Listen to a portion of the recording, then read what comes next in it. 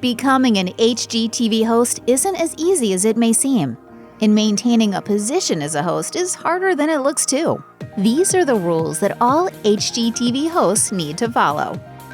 Twitter and Instagram aren't just social networks used to share everyday experiences, at least not as far as HGTV hosts are concerned. In fact, many of the hosts on the network get their start because of their use of social platforms, particularly Instagram. According to Southern Living, producers can check Instagram to see if any potential hosts fit the network's style. It's how hometowns Ben and Erin Napier got their big break, for one. For Property Brothers hosts Drew and Jonathan Scott, that Instagram following is in the millions. Both brothers boast over 2 million followers each. Former Fixer Upper stars Chip and Joanna Gaines have amassed Instagram followings at 5 million and 13 million respectively. More than that, social platforms are a means to give show viewers a glimpse into the personal and professional lives of the hosts they watch on the regular.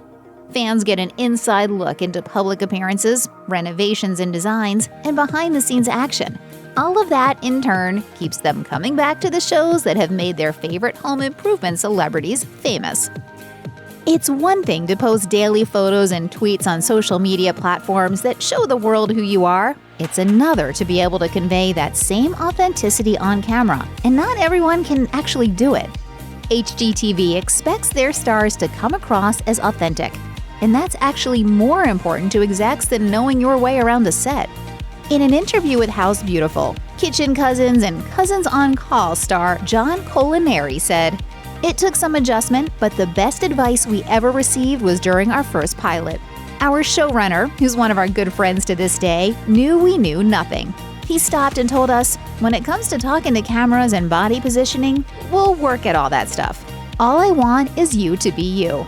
We took that mantra through all of our shows. In order to get more comfortable with a camera, Culinary started recording himself before he ever submitted a sizzle reel to HGTV. He explains how the more practice he got, the easier it became to feel comfortable on camera. It isn't enough to be yourself on camera if yourself is completely unlikable. HGTV producers are always looking for new talent to fill their series rosters, but not everyone is going to be the next Chip and Joanna Gaines. Hidden potential star Jasmine Roth was discovered sort of by accident via her Instagram, but she revealed in an interview with House Beautiful that she still had to submit a sizzle reel to the company to see if she'd fit in. HGTV has an entire site dedicated to series casting, so long as you have the right kind of personality. According to one series casting call, ideal candidates are outgoing, energetic, and creative. Bottom line, the network wants its featured guests and hosts to be likable and watchable. But most importantly, they should be able to bring in the type of viewership that will continue to keep the network among the top 10 in the country. More than anything, HGTV is looking for actual experts to lead their TV series lineup. As charismatic and appealing as someone might be on screen, it means little to nothing if they don't actually know what they're doing. And viewers are tuning in for real information. Whitney Gaynor and Ashley Turner, the stars of Open Concept, had a long-running blog called Shanty to Chic before they ever appeared on HGTV. And the duo had been building homes for 8 years prior to being discovered by the network. Clearly, they knew what they were doing. HGTV has built their entire brand on creating shows that follow a 3 Eyes formula. Ken Lowe, network chairman and president and CEO of Scripps Networks Interactive, explained to Variety that the 3 Eyes are ideas, information, and inspiration. The people who act as the faces of the network need to embody these ideals, and they're chosen specifically because of their expertise. Kathleen Finch, president of HGTV, also told Variety, "That's one of the reasons that, as a brand, HGTV's been so successful. We're known for our expertise and the quality of our information. We've spawned a magazine. We've got home products. We've built an industry around the validity of our brand, and part of that is because we're such sticklers when it comes to the people we put on TV to represent the network." So hosts like Drew and Jonathan Scott are appealing to producers because they've been in the home improvement industry for over 20 years. And fans of their shows can immediately feel comfortable knowing the Scotts are coming from a place of know-how and ability. Not everyone who watches HGTV is in the home improvement industry. In fact, Yahoo Finance reported that much of the network's viewership comes from people who don't actually own homes but would one day like to. For many renters, the network is a part of a reality that they someday hope to achieve, and its hosts make that future feel absolutely attainable. That means the shows tend to focus on affordable areas and down-to-earth renovators, people who viewers can see themselves in, as opposed to those who work in the multi-million-dollar real estate industry. For example, Ben and Erin Napier, the husband and wife team of HGTV's Hometown, work in Mississippi, where an entire project, house sale and renovation, costs about $200,000. Ben spoke with the Washington Post and explained that the town they film in, Laurel, has, quote, seen some hard times. It's a reality that many Americans are living these days, so seeing a couple on TV make a real effort to improve a place like Laurel is encouraging for many viewers. HGTV isn't the only network under the Scripps Network's umbrella. Food Network is a part of the company as well. And back in the day when Rachel Ray began her career with the network, Scripps had no idea that she would wind up making the kind of money she did off of her partnerships outside of it. According to an HGTV source who spoke with Page 6, as a result of her success, Scripps created a talent contract that would prevent another Rachel Ray situation from happening again. According to the source, everything a host does has to be approved by the company beforehand, including any and all appearances, endorsements, and product deals.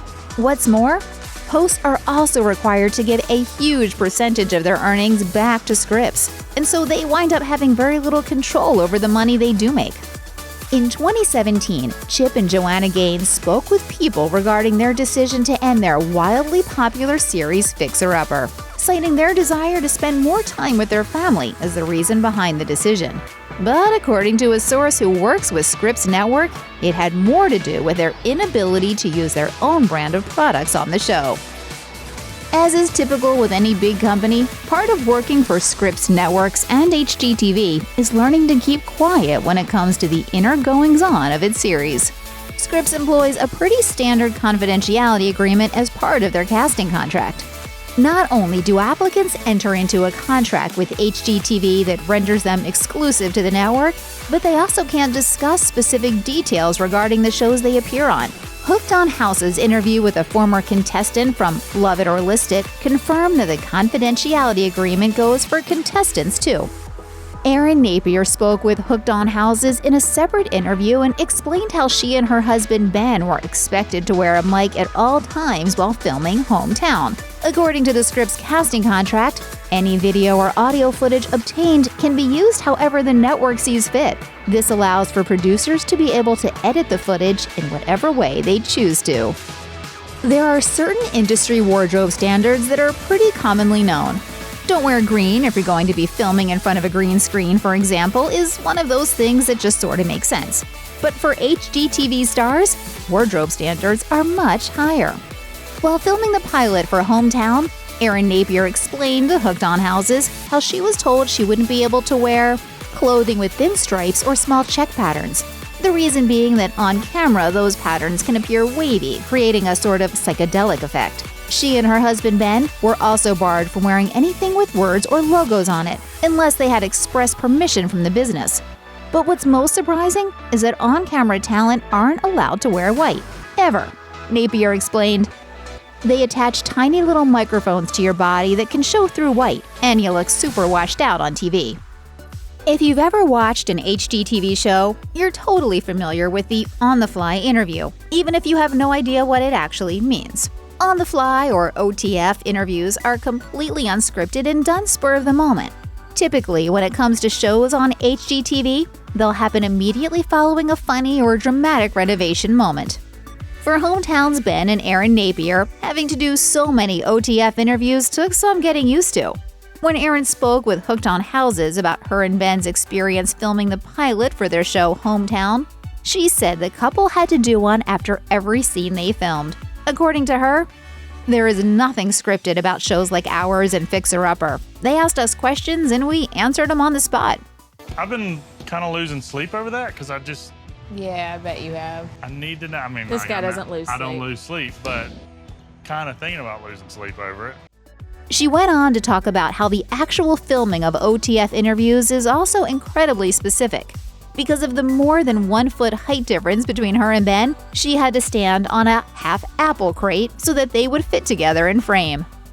At the end of the day, working as a television host means long hours, regardless of whether it's scripted or unscripted. Part of HGTV's casting contract includes the disclaimer that filming will last 10 to 12 hours or more per day. HGTV's biggest stars, Chip and Joanna Gaines, certainly experienced the worst of it. In an interview with People, the couple explained that a big part of their decision to leave the network had to do with a grueling production schedule and how little time they had to spend with their family. Of course, the Gaines family would go on to start their own network with Discovery with new series of their own, but maybe they have more control over their filming schedules now. HGTV is a business, and like any other business, its goal ultimately is to bring in viewers, advertisers, and cash flow. While none of its shows are scripted per se, it does have a reputation for framing events in a way that builds drama. There's supposed to be a hole there. But he wouldn't have us looking at the hole if there wasn't something wrong with the hole. Bobby Jensen appeared on an episode of House Hunters, in which she and her family were told by producers that their reason for moving was boring and overdone, and they were told to play a different, more interesting angle, according to Hooked on Houses. One poster on Reddit relayed a story about their aunt and uncle who appeared on Love It or List It. According to them, the couple had to actually film both the Love It and the listed endings, allowing for the show's producers to decide which ending would be better. Now you're going to love it? Or are you going to list it? We are going to love it. What? HGTV hosts, as honest and real as they are, still have to answer to the network. And if the network thinks a particular angle is going to increase viewership, its hosts just have to go with it. Check out one of our newest videos right here. Plus, even more list videos about your favorite shows are coming soon. Subscribe to our YouTube channel and hit the bell so you don't miss a single one.